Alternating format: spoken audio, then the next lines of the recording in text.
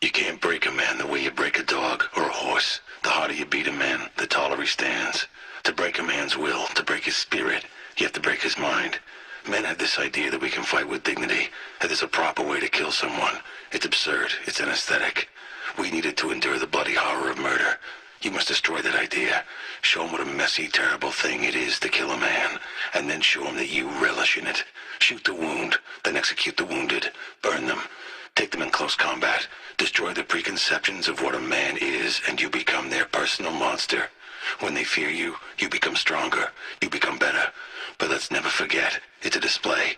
It's a posture, like a lion's roar or a gorilla thumping at his chest. If you lose yourself in the display, if you succumb to the horror, then you become the monster. You become reduced.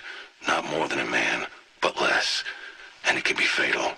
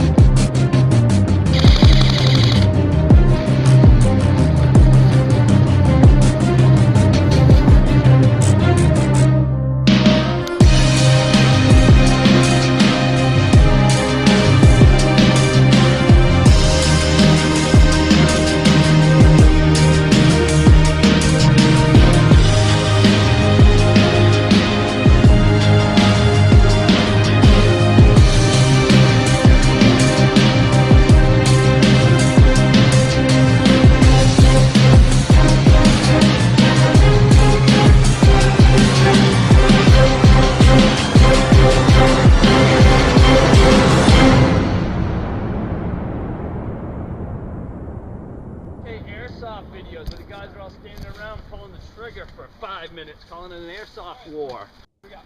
Who wants to go on my search and destroy squad? So why don't you go into your flank him? Apparently that wasn't a very popular offer. No.